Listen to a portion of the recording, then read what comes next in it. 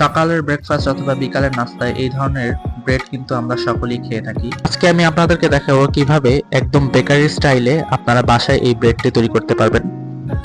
Hello দর্শক, আসসালামু আলাইকুম, welcome back to my channel. আজকে অনেকদিন পর আপনাদের সামনে একটি নতুন ভিডিও নিয়ে এসেছি। আজকে আমি আপনাদেরকে এই ব্রেডটি তৈরি করে দেখাবো। তৈরি করার আগে একটি স্লাইস আপনাদেরকে দেখাচ্ছি কি পরিমাণ সফট ও মোলায়েম হয়েছে। তো চলুন রেসিপিটি শুরু করা যাক। একটি বলে আমি হাফ কাপ পরিমাণ ওয়ার্ম ওয়াটার দিয়ে দিচ্ছি, অর্থাৎ কুসুম গরম পানি। এখানে আমি 1.5 চা চামচ পরিমাণ অ্যাঞ্জেল ব্র্যান্ডের ইস্ট দিয়ে দিচ্ছি। ইস্টটা কিন্তু অনেকটিভ ইস্ট। ইস্টটাকে খুব ভালো করে নেড়ে এটাকে আমি 15 মিনিটের জন্য রেস্টে রেখে দেব। 15 মিনিট পর এটা অ্যাক্টিভ হয়ে গেলে এখানে আমি 2.25 কাপ পরিমাণ ময়দা দিয়ে দিচ্ছি। অবশ্যই পাউরুটি অথবা বেকারির বা যে কোনো ব্রেড আপনি ময়দা দিয়ে ইউজ করার চেষ্টা করবেন, না হলে কিন্তু বা আটা দিয়ে ব্যবহার করলে কিন্তু এটা আপনার রেজাল্ট ভালো হবে না। অবশ্যই ময়দা ইউজ করতে হবে। এখানে আমি 7 চা চামচ পরিমাণ চিনি দিয়ে দিচ্ছি। আপনারা আপনাদের টেস্ট বা কতটুকু মিষ্টি বা কতটুকু মিষ্টি রাখতে চান সেই অনুযায়ী আপনারা চিনি ইউজ করবেন। এখানে আমি আধা চা চামচ পরিমাণ লবণ দিয়ে দিচ্ছি এবং 2 টেবিল চামচ পরিমাণ রান্নার রেগুলার তেল দিয়ে দিচ্ছি। আপনারা চাইলে এখানে বাটার ইউজ করতে পারেন।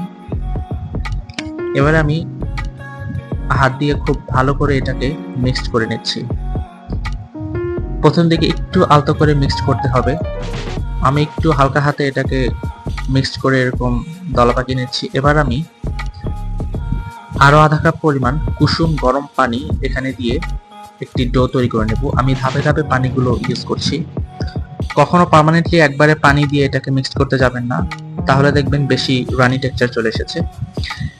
এবার আমি এটাকে প্রায় 10 থেকে 15 মিনিট খুব ভালো করে এটাকে মথে নেব।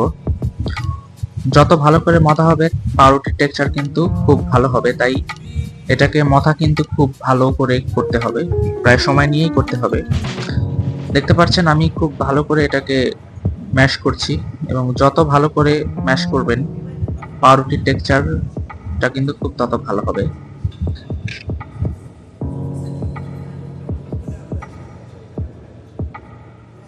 ভালো করে মথা হয়ে গেলে এটাকে আমি একটি সুন্দর করে ডো তৈরি করে এটাকে আমি রেস্টে রেখে দেব।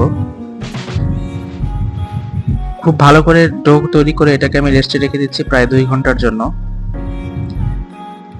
এই 2 ঘন্টার মধ্যে এটা ফার্মেন্টেশন হয়ে খুব ভালো করে ফুলে উঠবে। 2 ঘন্টা পর এটা ঢাকনাটা খুলে নিচ্ছে এবং দেখতেই পাচ্ছেন সবাই যে খুব ভালো করে ফুলে উঠেছে এটা। এবার আমি কিছু পরিমাণ ময়দা দিয়ে এটাকে আবারও খুব ভালো করে মথে নেব। চেষ্টা করবেন 2 ঘন্টায় রাখার জন্য, কারণ যত ভালো করে এটা ফার্মেন্টেশন হবে আপনার পাউরুটিটা কিন্তু খুব ভালো করে ফুলবে এবং খুব সফট এবং মোলায়েম হবে। তাই চেষ্টা করবেন খুব 2 থেকে কমপক্ষে 1.5 ঘন্টা এটাকে ফার্মেন্টেশন রাখার জন্য। এবারে আমি এটাকে খুব ভালো করে আবারও 5-7 মিনিট মথে নেব। এই পর্যায়ে আপনাকে খুব ভালো করে মথে নিতে হবে এবং দেখতে পারবেন যে এটা আপনার হাতের সাথে লেগে আসছে, তখন একটু বা সামান্য তেল বা ময়দা দিয়ে আবারও ভালো করে মথে নেবেন। 7 থেকে 8 মিনিট মথার পর এটাকে আমি একটি সারফেসের মধ্যে নিয়ে একটু বেলে রুটির মতো শেপ করে নিচ্ছি। দেখতে পাচ্ছেন আমি এটাকে একটু রুটির মতো মোটা করে শেপ করে নিয়েছি এবং এটাকে কিছু পানি ব্রাশ করে দিচ্ছি, কারণ এটাকে আমি পরবর্তীতে রোল করব, যাতে করে রোলটা খুলে না যায়। খুব অল্প পরিমাণ পানি ব্রাশ করে নেওয়ার পর এটাকে আমি রোল করে একটু চেপে চেপে দিচ্ছি। আপনারা দেখেই বুঝতে পারছেন যে কিভাবে রোল করে নিচ্ছি। খুব ভালো করে আলতো হাতে রোল করে নিতে হবে এবং সাইড থেকে একটু লক করে দিচ্ছি। দেখতে পাচ্ছেন এটাকে খুব একটি রোল আকারে নিয়ে এসেছি। এবার আমি এটাকে একটি মোল্ডের ভিতরে নিয়ে নেব। এই ধরনের 4 কোণা মোল্ড অথবা বাজারে যে পাউরুটির মোল্ড পাওয়া যায় সেটার মধ্যে আপনারা দিতে পারেন। আমি এখানে পাউন্ড কেকের মোল্ডে করব, কারণ এটাকে আমি লোভ ব্রেড করব, তার জন্য এটাকে আমি পাউন্ড কেকের মোল্ডে নিয়ে নিচ্ছি। আপনারা চাইলে উপরে ঢাকনাযুক্ত একটি পাউরুটির মোল্ড পাওয়া যায়, সেটার উপরেও আপনারা পাউরুটি করতে পারেন। এবার এটাকে আমি 20 মিনিটের জন্য ফার্মেন্টেশনে রেখে দেব। 20 মিনিট পর এটা ফুলে উঠেছে দেখতে পাচ্ছেন এবং খুব একটি সুন্দর শেপে চলে এসেছে। এই কাজটা করা কিন্তু খুবই ইম্পর্টেন্ট, কারণ এই ফার্মেন্টেশনের মাধ্যমে আপনার ব্রেডটা কিন্তু খুবই সফট হবে। এবার উপরে আমি কিছু পরিমাণ দুধ দিয়ে দিচ্ছি। আপনারা চাইলে ডিম ব্রাশ করতে পারেন, তবে আমি দুধ ব্রাশ করে দিচ্ছি, কারণ দুধ ব্রাশ করলে আমার কাছে কালারটা খুব সুন্দর মনে হয়। এবারে আমি 200 ডিগ্রি সেলসিয়াস তাপমাত্রায় ওভেন প্রিহিট করে ওভেনের ভিতরে এই পাউরুটিটাকে দিয়ে দিচ্ছি।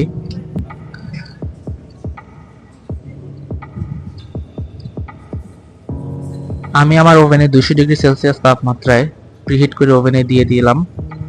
এবার এটাকে আমি 20 থেকে 30 মিনিট বেক করব। প্রায় 25 মিনিট পর ওভেনটাকে খুলে আপনাদেরকে দেখাচ্ছি যে পাউরুটিটা কিন্তু প্রায় হয়ে এসেছে এবং উপর থেকে কিন্তু খুব ভালো করে কালার চলে এসেছে। 30 মিনিট পর পাউরুটিটা হয়ে গেলে ওভেনটা বন্ধ করে এই বন্ধ ওভেনের ভিতরেই আমি রেখে দেব প্রায় 3 থেকে 4 ঘন্টা। 3 থেকে 4 ঘন্টা পর আমি একেবারেই ঠান্ডা হওয়ার পর এটাকে নামিয়ে নিয়েছি এবং উপর থেকে দেখতে পাচ্ছেন কালারটা খুব সুন্দর এসেছে। আপনারা কিন্তু কখনোই পাউরুটি হয়ে গেলে সঙ্গে সঙ্গে বের করতে যাবেন না, কমপক্ষে এটাকে ওভেনের ভিতরেই ঠান্ডা করতে দিবেন। দেখতে পাচ্ছেন নিচের কালারটা কিন্তু সুন্দর এসেছে এবং খুবই সফট এবং মোলায়েম হয়েছে। এবার একটি প্লেটে আমি এটাকে সার্ভ করে নিচ্ছি। এবার আমি একটি ব্রেড নাইফ দিয়ে এটাকে স্লাইস করে দেখাচ্ছি যে ভিতরটা কি রকম হয়েছে। দেখতে পাচ্ছেন খুব ভালো করে স্লাইস করে নিয়েছি এবং আপনাদেরকে কেটে দেখাচ্ছি ভিতরটা কত মোলায়েম ও সফট হয়েছে। দেখতেই পাচ্ছেন ভিতরটা কত সফট হয়েছে, একদম বেকারির ফ্রেশ ব্রেডের মতো। তো বাহির থেকে ব্রেড না কিনে ঘরে আপনারা ব্রেড তৈরি করে খাবেন, কারণ বাহিরের ব্রেডগুলো কিন্তু খুব একটা হাইজেনিক হয় না।